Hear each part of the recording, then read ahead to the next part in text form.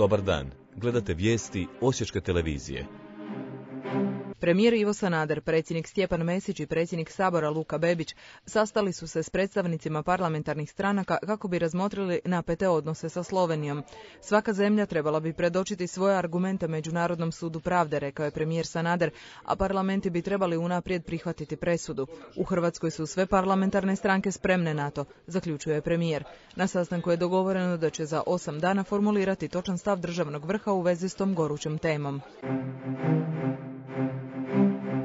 HSP, HDZ i HSU potpisali su sporazum o prijeizbornoj suradnji, zajedničkom nastupu na sljedećim lokalnim izborima te poslijeizbornoj koaliciji u gradu Osijeku. Koalicijski trolis poduprijeće kandidaturu Ante Đapića za gradonačelnika te Ivice Vuletića i Gordana Matkovića za njegove zamjenike, dok će zajedničku listu za vijećnike budućeg gradskog vijeća odrediti naknadno. 63 člana HDSSB-a sa šireg područja Belog Manastira pristupilo je Hrvatskoj demokratskoj zajednici. Uglavnom svi ističu kako je glavni razlog njihova prelaska u HDZ nezadovoljstvo radom unutar Glavaševe stranke.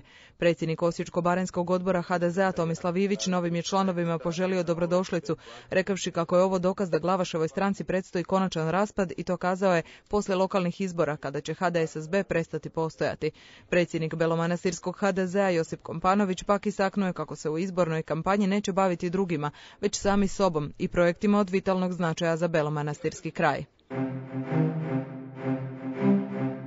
Čelnici županijskih organizacija HSLS-a i HSS-a Darko Bajto i Pavo Šarčević prozvali su osječkog gradonačelnika Antu Đapića za nepotrebno trošenje proračunskog novca na, kako su nazvali, demagošku akciju Kupujmo Osječko. U HSLS-u i HSS-u smatraju da treba kupovati Osječko, ali ne podržavaju trošenje novca na džambo plakate i medijske prostore. Uprava Vodovoda Osijek i predstavnici sindikata ovog trgovačkog društva održali su danas informativni sastanak na kojem je direktor Željko Lić izrazio namjeru da u dobroj volji pregovara oko sastavljanja kolektivnog ugovora za djelatnike. Riječ je o zakonskoj obvezi predsjednika uprave kako bi se nakon toga moglo pristupiti pregovorima. Sindikatima će s obzirom na složenost unutar tvrtke i činjenicu da je vodovod sastavljen od 7 različitih poslovnih jedinica trebati više od mjesec dana kako bi odradili pripremni dio za buduće pregovore. 16-godišnjak DŽ prije 10 dana nestao je na povratku iz škole u osječku SOS kuću na Jugu 2, gdje je smješten uz ostalu djecu bez odgovarajuće roditeljske skrbi. Mobitel mu je bio isključen i od tada mu se izgubio svaki trag. Djelatnici policijske uprave Osječko-baranjske pronašli su danas dječaka na lokaciji na koju su ih nekoliko puta upućivali voditelji iz SOS zajednice kod rođaka u Mirkovcima. U SOS kućama 24 sata dnevno za djecu bez roditelja i roditeljske skrbi, neovisno o njihovoj nacionalnoj i vjerskoj pripadnosti, brinu voditelj i odgojitelji pedagozi. Upravo zbog prijateljskog odnosa koji razvijaju voditelji sa djecom, ovo je prvi slučaj nestanka djeteta na dulji vremenski period.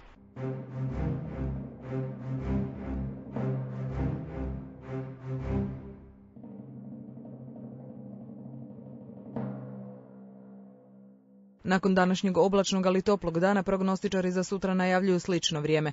Kažu kako uz promjenjivu naoblaku uglavnom poslijepodne postoji mogućnosti za malo kiše. Vjetar će biti uglavnom slab.